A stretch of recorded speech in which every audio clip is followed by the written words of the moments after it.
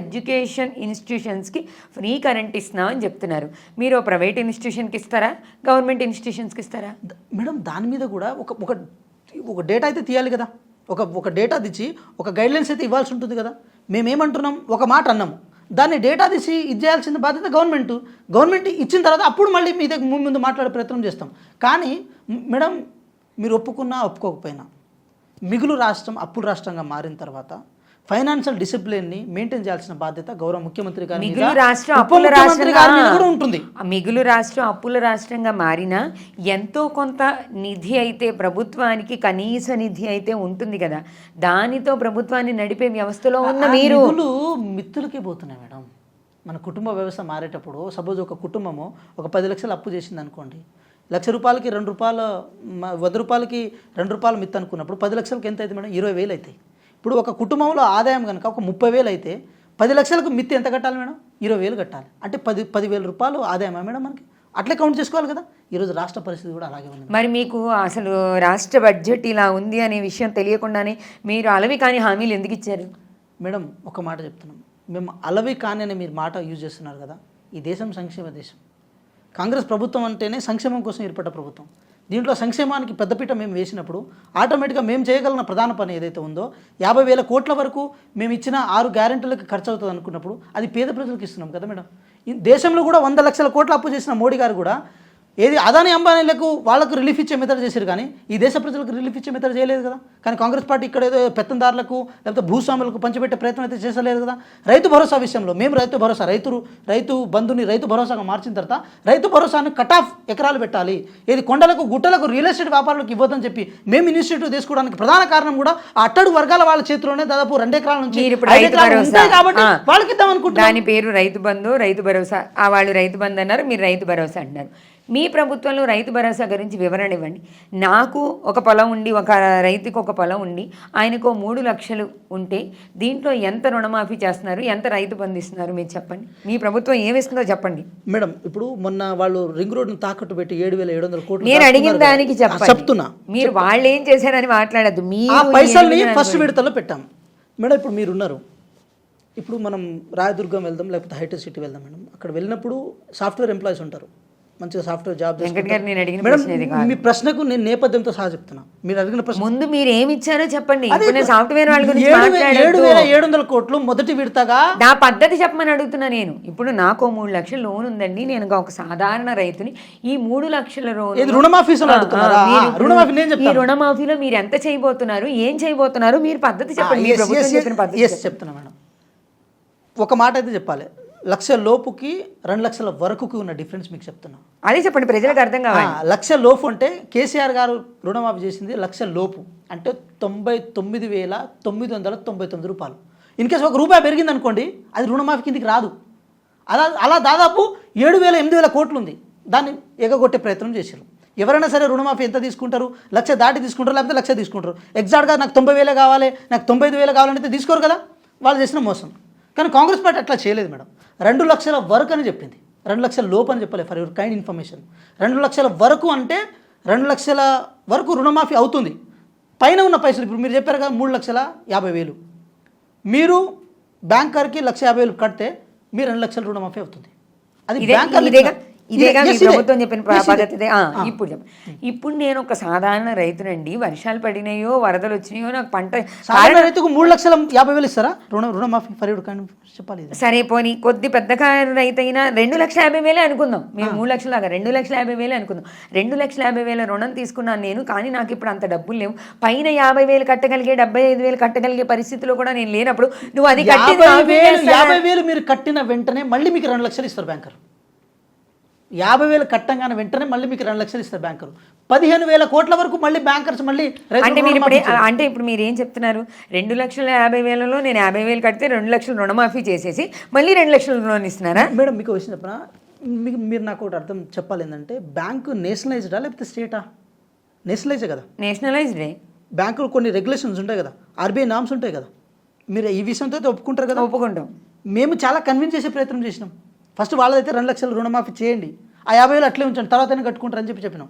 వాళ్ళు ఒకటే అన్నారు, సార్ ఇప్పుడు 50,000 కనుక మేము ఇది చేస్తే మళ్ళీ 1,50,000 ఇక్కడ నుంచి ఎత్తుకుంటారు సార్.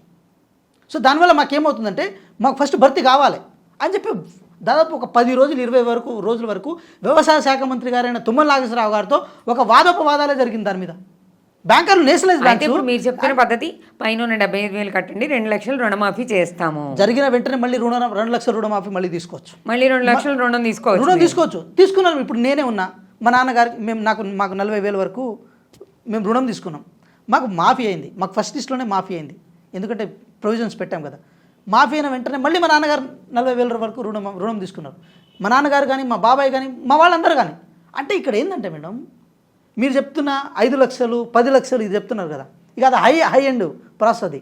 ఇక మనం అది పేద వర్గాల కింద బడుగు బలైన వర్గాల కింద చూడడానికి లేదు. కొంతమంది అయితే మీరు ఇంకోటి చూడండి, ఒకే కుటుంబంలో 5గురు ఉంటే, ఒకవేళ 20 ఎకరాలు ఉంటే ఒక్కొక్క వాళ్ళ మీద ఒక 2.5 ఎకరాలు 3 ఎకరాలు అట్లా చేసి ఒక్కొక్కళ్ళు 1,00,000-2 లక్షల రూపాయలు రుణమాఫీ తీసుకొని వచ్చారు. మొత్తం ఎంత అవుతుంది చూడండి ఒకసారి. ఎంత అంటే దాదాపు 10 లక్షల వరకు ఇచ్చేస్తారు. ఒక 10 లక్షలు తీసుకున్న పెద్ద వ్యవసాయ పెత్తందారి ఆసామి వాళ్ళకు మళ్ళీ రుణమాఫీ వర్తించే విషయంలో ఏది రేషన్ కార్డు అంటే రేషన్ కార్డు ఇది పారామీటర్ బేస్ మీదనే పెట్టాం, రేషన్ కార్డు ఉంటేనే ఇస్తామని ఎక్కడ చెప్పలే. 6,000 కోట్ల వరకు రేషన్ కార్డు లేకుండానే రుణమాఫీ చేసింది ఈ ప్రభుత్వం. కానీ రేషన్ కార్డు కావాలనేది మీరు చెప్తున్నారుగా. మీరు చెప్పిన దీపం పథకంలో 200 యూనిట్ల కరెంటు కనుక చెయ్యాలి అని అనుకుంటే, కరెంట్ ఫ్రీగా ఇవ్వాలి అనుకుంటే ఖచ్చితంగా మీకు రేషన్ కార్డు ఉండాలి అని అడిగారు. దానికి నేనే ప్రత్యక్ష సాక్ష్యం, నేను చూశాను పబ్లిక్లోకి వెళ్ళి. మీరు దీనికి ఏం చెప్తారు? పార్టీలకు అతీతంగా మేడం ఒకటి ఏంటంటే, ఈ దేశంలో పూర్ పీపుల్స్ అసలు ఫస్ట్ పర్సనల్ అంటే ఒక మనిషి ఐడెంటిటీని ప్రూవ్ చేయడానికి ఆధార్ కార్డు. ఒక మనిషి పావర్టీ లైన్లో ఉన్నాడా, బిలో పావర్టీ లైన్లో ఉన్నాడా, వాళ్ళకున్న పారామీటర్స్ ఏందని తెలుసుకోవడానికి మనం రేషన్ కార్డు అనేది పారామీటర్గా యూజ్ చేస్తాం. అది ఎప్పటి నుంచో జరుగుతున్న చర్చ. అది ఇప్పుడు మీరు అన్నది నేను 100% చెప్పండి వినండి, మీరు అన్నది నేను 100% యాక్సెప్ట్ చేస్తాను. ఇప్పుడు రేషన్ కార్డు అనేది బిలో పావర్టీ ఉన్న వాళ్ళకి ఉండాలి అని మనం ప్రామాణికంగా పెట్టుకున్న మాట వాస్తవమే.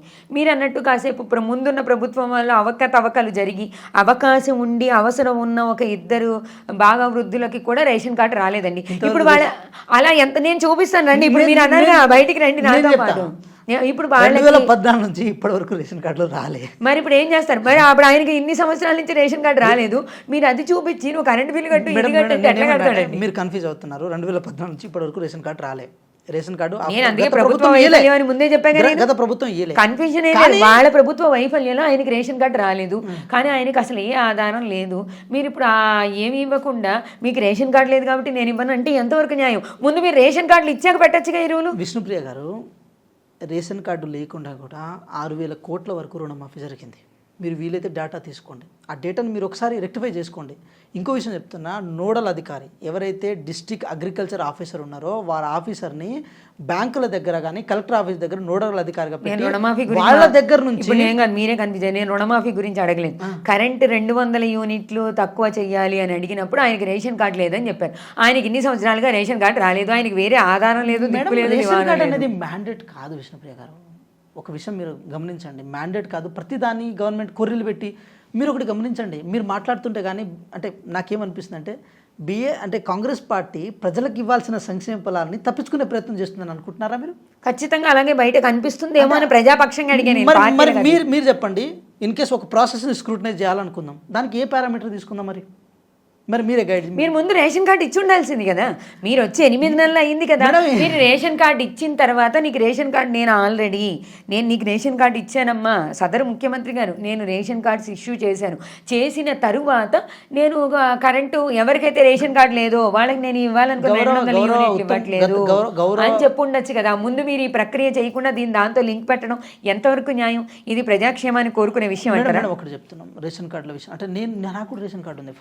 అంటే మా నాన్న లేని వాళ్ళు కూడా నాకు తెలుసు, ఉన్న వాళ్ళ గురించి మాట్లాడకండి. మీరు ఉన్నందుకు మీరు ఎగ్జాంపుల్, లేని వాళ్ళని నేను చూపిస్తాను. అంటే గౌరవ పౌర సరఫరాల శాఖ మంత్రి గారు ఉత్తమ్ కుమార్ రెడ్డి గారు రేషన్ కార్డు ఇష్యూ సంబంధించింది అంత డేటా అంటే ఫ్యామిలీస్ ఎన్ని ఉన్నాయి, ఎంతవరకు మనం ఇవ్వగలుగుతాం, సకల జనుల సమ్మె కేసీఆర్ గారు నిర్వహించారు కదా 2014లో వాళ్ళ అధికారంలో వచ్చిన తర్వాత.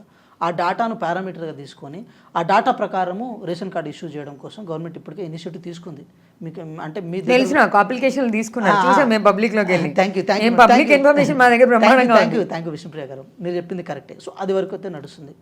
ఇంకా బలంగా జరగాలని కోరుకుందాం. ఎవరైనా విక్టిమ్స్ ఉంటే కూడా వాళ్ళకు రావాలని కోరుకుందాం. ప్రభుత్వం ఇంటెన్షన్గా ఏదో చేస్తుందని చెప్పి మనం ఏదో దాని మీద బట్టకాజు మీదేసే ప్రయత్నం చేయకుండా కావాలని కోరుకుందాం. ఉచిత బస్సు ఉన్నప్పుడు చాలామంది విమర్శలు చేశారు, ఏదో దాన్ని ఆగం పట్టించే ప్రయత్నం చేశారు. విష్ణుప్రియ గారు మీరు చెప్పండి, ఒక ఉమెన్గా చెప్పండి, ఈ సొసైటీ ఎలాంటిదో మీకు తెలుసు. సరే మీరు సెకండ్ జనరేషన్ కావచ్చు, థర్డ్ జనరేషన్ కావచ్చు, బట్ ఫస్ట్ జనరేషన్ ఉమెన్కి వర్కింగ్ ప్లేస్ ఎంట్రీకి అసలు ఉంటుందా? వర్కింగ్ ప్లేస్ ఎంట్రీ ఉండదు, ఎట్ ద సేమ్ వాళ్ళు చేయలేరు కూడా. కానీ ఇప్పుడు చూడండి, ఒక బస్సులో ఒక వెనకాల ఒక 4-5 సీట్లు ఇది పురుషులకు ఉంటే ముందు సీట్లు మొత్తం వాళ్ళకే ఉన్నాయి. అంటే వాళ్ళ ఇన్వాల్వేషన్ పెరిగింది. సరే అది జీడిపి రూపంలో పెరిగిందా, లేకపోతే సోషల్గా జరుగుతున్న వాళ్ళ ప్రోగ్రెసివ్ వేలో వాళ్ళు వెళ్ళారనేది సెకండరీ అయితే, మహిళల మీద పెట్టే ఏ రూపాయి అయినా కూడా అది వృధా ఖర్చు కాదు విష్ణుప్రియ గారు.